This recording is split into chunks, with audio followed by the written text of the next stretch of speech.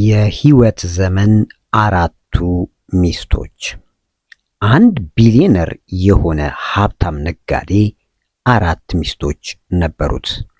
ይህ ሰው አራተኛ ሚስቱን ከሌሎች ሚስቶቹ አስበልጦ እጅግ በጣም ይወዳታል። በጣም ውድ በሆኑ አልባሳት ያንቆጠቁጣታል። ፈጽሞ ክፉ ቃል ተናግሯት አያውቅም። እጅግም ያከብራታል፣ ይንከባከባታል። ምርጥ ምርጡንም ሁሉ ለሷ ያደርጋል። ሶስተኛ ሚስቱንም የአራተኛዋን ያህል ባይሆንም እሷንም በጣም ይወዳታል፣ ያደንቃታል። ጓደኞቹ ፊት ይዟት አይቀርብም፣ ደብቆ ሸሽጎ አስቀምጧታል። ከቤት እንድትወጣም አይፈልግም። በሷ ይቀናል፣ ሁሌም አያምናትም። አንድ ቀን ትታኝ ወደ ሌላ ወንድ ትሄዳለች ብሎ ይጠራጠራታል። በዚህም ምክንያት ይጨነቃል። ሁለተኛ ሚስቱንም ይወዳታል። ትዕግስተኛና ብልሃተኛ ሰው ናት። በሷ ይተማመናል። ምንም አይነት ችግር ሲገጥመው ለሷ ያማክራል። ሁሌም ትረዳዋለች። ከችግሩ ነፃ ከማውጣትም በተጨማሪ ሁሌም ከጎኑ ትሆናለች። ለሚገጥመው ማንኛውም ችግር መፍትሄ ታበጅለታለች። እሱም ዘወትር ችግር ሲገጥመው ወደ እርሷ ይሮጣል።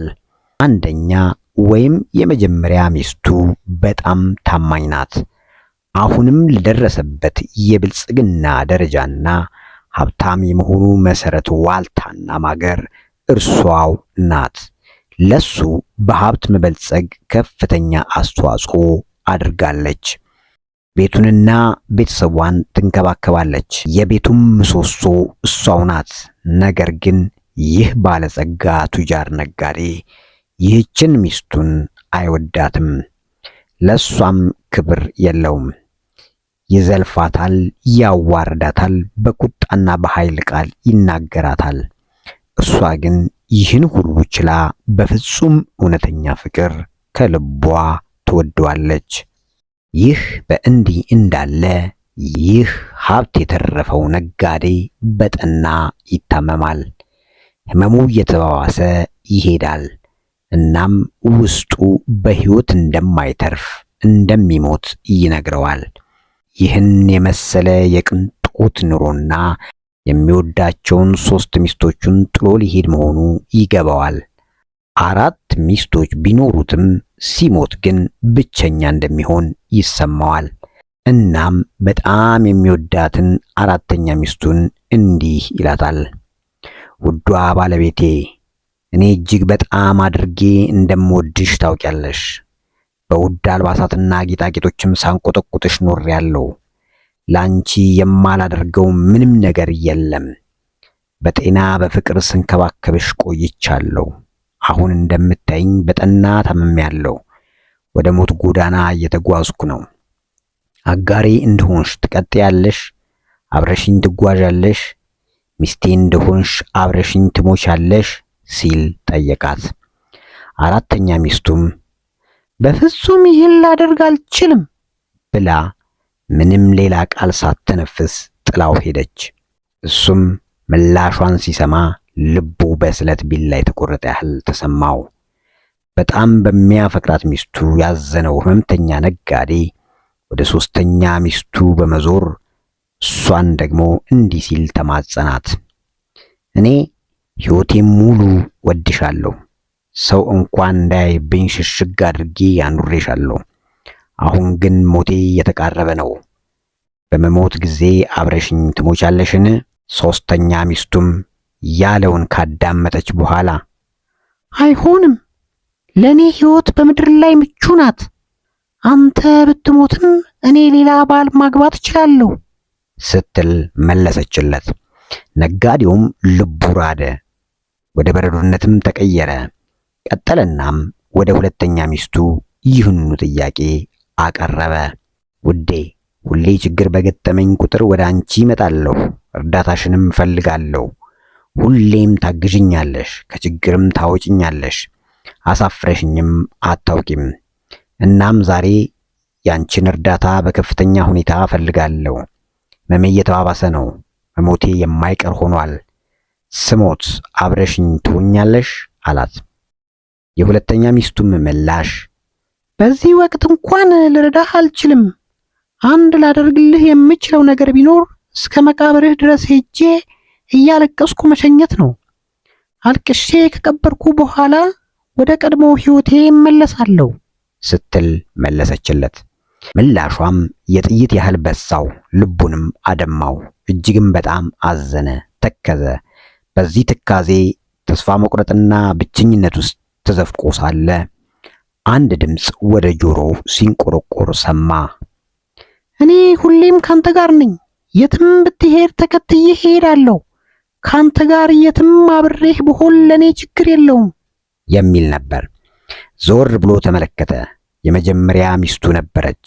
እጅግ በጣም ከስታለች። በምግብ እጥረት ተጎሳቁላለች። ትክ ብሎ እያያት ክፉኛ አዘነ። በጣም ተጸጸተ። እሷ ግን እንባዋን እያዘራች እኔ እስካሁን ስንከባከብህ ከነበረው የበለጠ እንከባከብሃለሁ፣ በምትሄድበትም ሁሉ አብሬህ እሆናለሁ ስትል አረጋገጠች። በእርግጥም ይህ ምሳሌ ወደ ሕይወታችን ሲገለበጥ ሁላችንም የአራት ሚስቶች ባለቤት ነን። አራተኛ ሚስታችን አካላችን ነው። አካል ቁመና ባዳ ነው። የፈለገ ብናምር፣ ጠንካራ ብንሆን፣ ረጅም ዕድሜ ብንቆይ ስንሞት ጥሎን ይሄዳል፣ ይበሰብሳል፣ አፈር ይሆናል። ሶስተኛው ሚስታችን ስልጣን፣ የኑሮ ደረጃና ሀብት ናቸው። እኛ ስንሞት ሁሉም የሌላ ሰው ይሆናል፣ በሌሎች ይወሰዳል። ይዘነው ልንሄድ አንችልም። በምድር ላይ ቀሪ ሆኖ የሌሎች መጠቀሚያ ይሆናል። ሁለተኛው የህይወት ሚስታችን ቤተሰባችንና ጓደኞቻችን ናቸው። እነዚህ የኛ የምንላቸው ሰዎች ምንም እንኳን ለኛ ቅርብ ቢሆኑም ከኛ ጋር የሚሆኑት በህይወት እስካለን ብቻ ነው። ሊከተሉን የሚችሉትም መቃብር እስክንገባ ብቻ ነው። አብሮነታቸው ወደ መቃብር ስንወርድ ይገባደዳል። አብረውን ሊሞቱ አይችሉም። እና ማን ነው ተከትሎን እስከ ሞት የሚሄድ? በምሳሌ ውስጥ የተገለጸው አራተኛ ሚስታችን ማን ናት? ከሞት በኋላ እኛን ተከትላ የምትነግደው ነፍሳችን ናት። ቁስ አካልም ይሁን ሰው ስንሞት እኛን ተከትሎ ሊሄድ አይችልም። ይህን ጠንቅቀን አውቀን ከእኛ ጋር አብሮን ለሚሄደውና እስከ ዘላለም አብሮን የሚኖረውን ነፍሳችንን መመገብ አለብን። ይህም ማለት ለነፍሳችን ማደር፣ ለነፍሳችን መስራት፣ ለነፍሳችን መኖር ይገባናል። ነፍስ ትዝ የምትለን ሞት አፋፍ ላይ ስንደርስ መሆን የለበትም። ሁሌም ቢሆን በሕይወታችን የዕለት ተዕለት ተግባራት በጎነትን እንላበስ፣ ደግ ሥራን እንስራ። ክፋትን አስወግደን ከስሩ መንግለን ነቅለን በምትኩ መልካምነትን መትከል፣ መንከባከብ እና ማሳደግን እንልመድ። እንግዲህ ከሁሉም የላቀው ማለትም ከሀብት፣ ከስልጣን፣ ከወዳጅ ዘመድ ሁሉ መድህን የሆነው ነፍስ ነውና በምድር ተቀባይነት ያለው በጎ ሥራ ሁሉ ለነፍስ ይሆናልና በጎነትን የሕይወታችን መርህ ሆኖ ተላብሰነው ለመኖር ጥረት እናደርግ። ከነፍሳችን ውጭ ሁሉም ነገር በምድር ቀሪ ነውና። ውድ አድማጭ ተመልካቾቼ የዛሬው ዝግጅቴን በዚሁ ያበቃል። ሁላችሁም አድማጭ ተመልካቾቼ ወዳችኋለሁ። ይህንን መልእክት ለሁሉም ሼር በማድረግ አድርሱልኝ።